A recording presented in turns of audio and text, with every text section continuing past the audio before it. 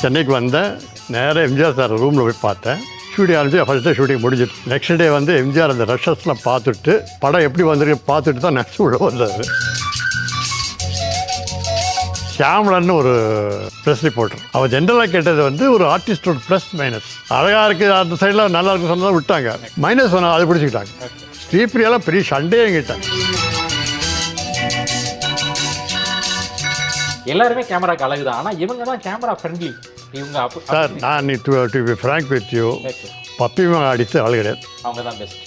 எந்த பக்கம் போவோம், ப்ரொஃபைல் போவோம், அப்படி போவோம், எல்லாத்தையும் நல்லா பார்ப்போம். ஒளிப்பதிவாளர் திரு பாபு அவர்கள் எம்ஜிஆர், சிவாஜி போன்ற திரை ஜாம்பவான்களுடன் மறக்க முடியாத நினைவுகளை நம்முடன் பகிர்ந்து கொள்ளும் ஒரு நினைவூட்டும் நிகழ்ச்சி நினைவோ ஒரு பறவை. இன்று மற்றும் நாளை இரவு 9 மணிக்கு. Presented by Dhanvantralaya Ayurveda speciality hospital மற்றும் ஆச்சியின் புதிய அறிமுகம் ஆச்சி ஹோட்டல் சாம்பார். இப்போது 50 கிராம் 20 ரூபாய் மட்டுமே.